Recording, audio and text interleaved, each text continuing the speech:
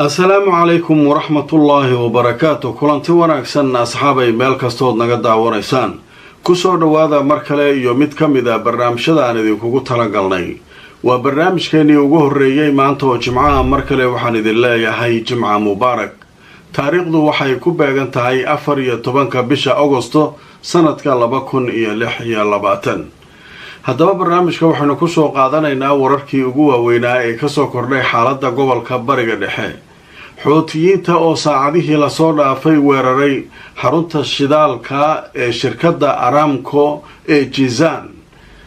dhanka kale Iran oo iyaduna nagta ka saartay laba markab oo Imaaraadku leeyahay saacadihii la soo dhaafay kuwaasoo dhagaha ka furaystay baaqyada Iran iskuna dayay inay maraan marinbiyoodka Hormuz. Sacuudiga iyo dowladaha khaliijka oo si kulul u cambaareeyay arrintaas. Mareykanka oo markab weyn oo la yiraahdo George Washington u diraya Bariga Dhexe kadib maraakiibtii horey halkaa u joogtay markii ay wax ka qaban waayeen weerarada Iran ee xirnaanshiyaha marinbiyoodka Hormuz. qodobadaas ayaynu ku soo qaadanaynaa barnaamijkeena inta aan ku jirnana wixii warar soo kordha waan idin la socodsiin doonaa. kulanti wanaagsan mar kale asxaabay meel kastoo naga daawanaysaan ku soo dhawaada barnaamijkeena ugu horeeya maanta jimcaha waxaan idin leeyahay jimca mubaarak. taariikhdu waa 14 bisha 8 2026 waana barnaamijkii ugu horeeyay maanta jimcaha idin soo gudbinayno. haddaba intayna barnaamijyada gelin waxaan idinka cudur daaranayaa maalmahan xogaa shaqooyin kale iyo culaysyo kale ay igu soo furmay.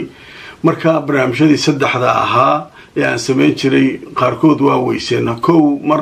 marna laba waxbaan sameynaa saddexdii culays badanaa naga haysta oo shaqooyin kale ku mashquulsanaay. laakiin haddii alla idmo saddexdaynu caadi noogu soo noqon doonaan sabtida ilaa axadda iyo wixii ka dambeeya. maanta xataa waa suuragal inaan samayno. marka insha Allah kullay culeysyadaas jira la socda laakiin maalinkii laba waa heli doontaan haddii alla idmo. culeyskuna iska dhamaan doonaa oo maaragtay shaqooyin kale iyo waxbaan ku mashquulsanahay howlahaasna way soo dhamaan doonaan. marka intaas dadka asxaabtayda ayaan ku wargelinayaa raalli ahaada. waa wadi doonaa barnaamijyadeena saddexda haddaynanba ka badin ma joojin doono laakiin xogaa maalmahan dulqaad.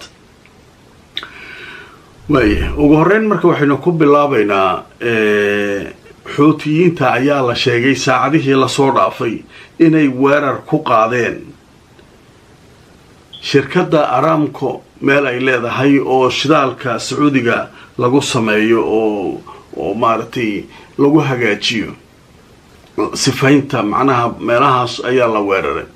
diyaarado drones inta u qaateen ayay xoutiyi Sacuudigu garaaceen haddaba saacadihii la soo dhaafay. haddaba aan idin soo jirada la yiraahdo Al-Qudus ayaa waxay qoraysaa xoutiyiinta ayaa bartilmaameedsaday goobta sifaynta batroolka ay leedahay shirkadda la yiraahdo Aramco ee ku taala Jazan. waana markii labaad muddo 5 maalmood gudahood ah ayay leedahay jiradu. haddaba jamaacada Ansaarullah xoutiyiinta dalka Yemen ayaa sheegay saacadihii la soo dhaafay inay bartilmaameedsadeen oo ay garaaceen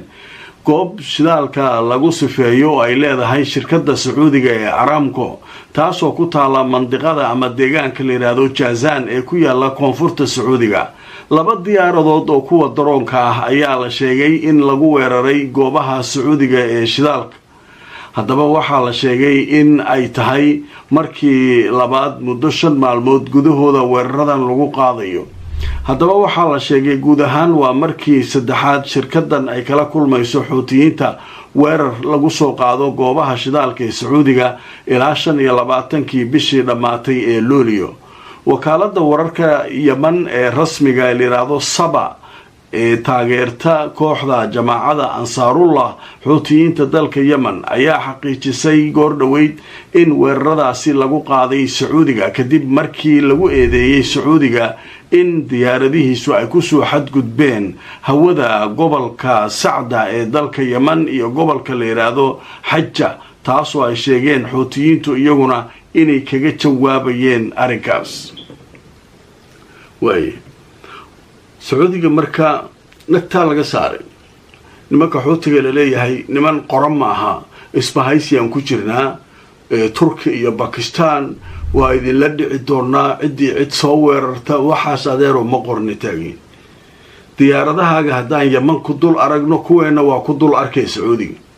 wax meesha maaragtay noo kala yaala ma jiraan marka xuutiga nimanka ka baqaaya lagu cabsin karo isbahaysi turki iyo bakistaan iyo waxaas nimanka maba qoraan nimanka waxay ka naxayaan malaha lagu leeyahay marka sacuudigii nagtay ka saareen waxayna ku eedeeyeen in diyaaradihiisu lagu dul arkay way duqeeyeen maaha weeraray soo qaadeen maaha waxaa lagu dul arkay hawada sacda iyo gobol la yidhaahdo xaja oo yaman ku yaala kadib 2 daroona loo diray meeshii ku xaroodeen marka meeshii qiiqeediya ka cayaala leeyahay saakay xaalku marka sacuudiga halkaas ay maraysaa dhanka kale sacuudiga isaguna shira ku soo gabagaboobay shalay isbahaysigii badda ayuu diyaarsanayaa dawladihii wixii oo dhan isku dubaridayaa si ay ula dagaalamaan xuutiga iyo weeraradiisa iyo dhanka badda uu kala dagaalamo dadaalkaas uu wadaa hadda warkii ugu dambeeyay warbaahinta sacuudiga waxay leeyihiin dawladaha aqbalay inay ka qayb galaan isbahaysiga sacuudiga hogaaminayo dhanka badda waxay gaareen ilaa 39 diyaaraan ay dhaheen 39 dawladood marka waxaasoo dhan waxay u soo dig iyo dam leeyihiin inay xuuti la dagaalamaan marka xaalku halkaasuu maraya marka baabul mandab ayaduna hawshaasa ka socota qodobka halkaasaan kaga gudbaynaa sheekada kale ee soo korortay saakay waxay tahay nimankii imaaraadka ahaa ayaa xalay aflabadii qayliyey 2 markab oo aan leenahay ayaa la garaacay 2 markab oo aan leenahay ayaa maaragtay la duqeeyey ayay ku hayaan marka 2 markab ee la duqeeyey maxay ahaayeen 2 markab waxaa la leeyahay waxay iska dhaga tireen hadallada Iiraan oo ah meeshan cid aan Iiraan idimkeeda ama ogolaanshiyeeda haysanin inaysan mari karin idanka Iiraan waxaan ahayn laguma mari karo Iiraan tiri marka nimankan xoogaa way Ameerikaankii waxay iska mar marka waliba xataa Hormusta caadiga ma marayaan oo dhanka Cumaan ayagoo socda ayaa inta la qabtay ayaa si xun loo garaacay haddaba marka aan idin tuso warar dambeeyay arrinkaa laga qoray Saudi Arabia ayaa si kulul u cambaareysay in la weeraray 2 ka mida maraakiibta shidaalka qaada ee uu leeyahay imaaraadka kuwaasoo marayay maranbiyoodka Hormuz wasaaradda arrimaha dibadda ee Sacuudiga war rasmi ah oo ay soo saartay saakay ayay ku sheegtay inay si kulul u cambaareynayso weerarada lagu qaaday maraakiibta shirkadda imaaraadku ay leedahay ee liiraado ADNOC kuwaasoo la sheegay inay isku dayeen inay ka gudbaan maranbiyoodka Hormuz haddaba 2 markab ee leedahay shirkadda ADNOC ee dalka imaaraadka ayaa waxaa la sheegay in si xun loogu xadgudbay oo weerar lagu qaaday haddaba Sacuudigu waxay sheegeen in mas'uuliyadda arrintan ay Iiraan dusha u ridan doonto wixii ka yimaada xadgudubyadan waxayna sidoo kale ugu baaqaysaa oo ay ka codsanaysaa Iiraaniyiintu inay degdeg u joojiyaan weeraradan oo ay ixtiraamaan qawaaniinta caalamiga ah si markaa arrinkan loo qaboojiyo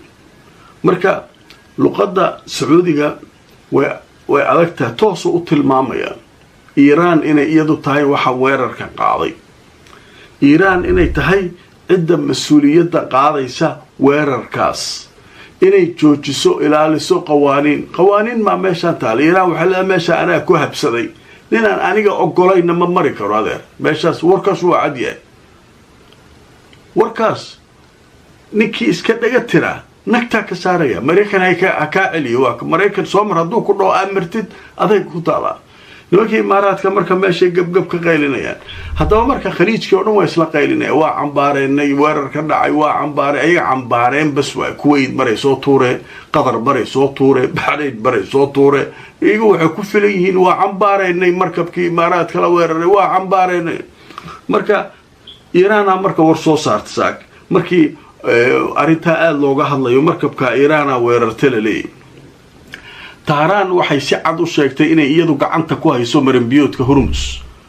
waxayna sheegtay in marka sida ay ku soo waramayso wariyaha telefishinka Al Jazeera ee ku sugan magaalada Tehran gabadha la yiraahdo Rania Qasimi inay marka Iiraan si dhammaystiran iyadu ay u maamusho waxayna beenisay wararka sheegaya in Mareykanka uu leeyahay ana maamula haddaba mas'uuliyiinta Iiraaniyiintu waxay sheegeen markabka inaysan u suura gali karin inuu galo ama ka baxo marinbiyoodka hormus isaga oo aan iiraan ogolaanshiya ka haysan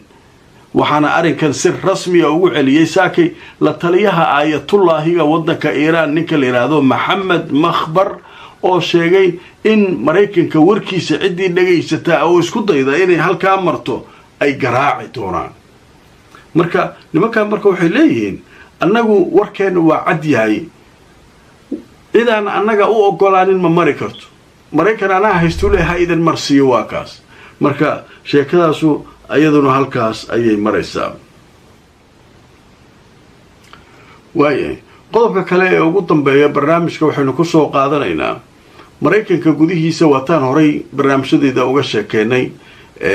abraham lincoln markabka la leeyahay in dhibaato ay la soo diristay oo xataa biyihii nadiifkaa ka dhammaadeen shaqaalihii dhibaataysayin qoysaskoodu ay mudaaharaadya sameeyeen ay ku kaceen wasiirka la yidhaahdo wasiirulbaxri ama wasiirka dhanka badda oo ciidamada badda qaabilsan wixii oo dhan isku kacay hadda marka waxaa leeyahay markabkii waa la soo wadayaa kadib markii uu maalmo fara badan oo xadkiisa ka baxsan uu shaqo qabanayay waxaa lagu bedelayaa markab kale oo la yidhaahdo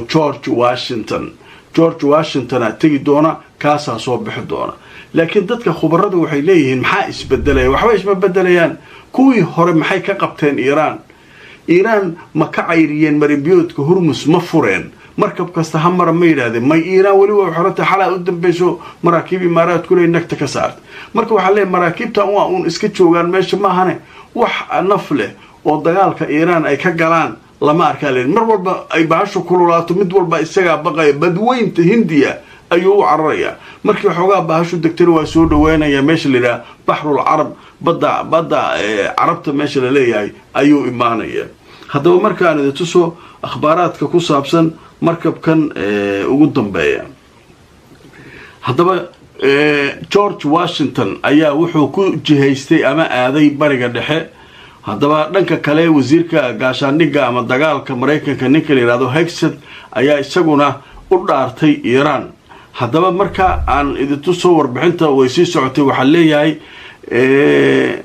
wararkii ugu dambeeyey waxay sheegayaan in markabka la yidhaahdo george washington uu ku wajahan yahay mandiqada bariga dhexe si uu u bedelo markabkii hore ee diyaaradaha xambaarayay maraykanka ee la yidhaahdo USS Abraham Lincoln waxaana la sheegay in ay isbedeli doonaan haddaba warbixintan waxaa lagu daabacay xalay joornaalka la yidhaahdo Wall Street Journal ee ka soo baxa dalka maraykanka oo soo xiganaya mas-uuliyiin maraykan ah ayaa waxaa la sheegay in markabkan la yidhaahdo george washington uu kasoo shiraacan doono oo uu kasoo tegi doono waddanka jabaan oo uu hadda ku sugan yahay wuxuuna soo aadi doonaa mandiqada bariga dhexe ayuu soo aadi doonaa waay markabkan wuxuu joogay jabaan oo maraykanku leeyahay halkaasaa laga amray waxaa la yidhi waxaa tagtaa bariga dhexe tag marka halkaasuu kasoo bixi doonaa leekanna maraykanku toos ugu soo noqon doonaa waa tii cabaad badan dadku ay sameeyeen oo dhibaato badan ay sameeyeen barnaamijkaygii ugu horreeyey maantoo jimcaha waa naga intaa asxaabay mar kale waxaan idin xusuusinayaa inaad raalli ahaataan maalmahan barnaamijyadii saddexda ahaa waxbaa ka kala maqan waa iska mashquulay oo dee adduun iyo xaalkiisi waa ogtihiin meel baan ku mashquulsanahay marka howlahaas way soo dhammaan doonaan ilaa maanta inay dhammaadaan baan rajeynayaa sabtida iyo xadday wixii ka dambeeya xaalkeenu uu caadi noqdo barnaamijyada sidooday u socon doonaan laakiin maalmahan odagaha lagu qaato inta aan mar kale kulmayno asxaabay nabadgelyo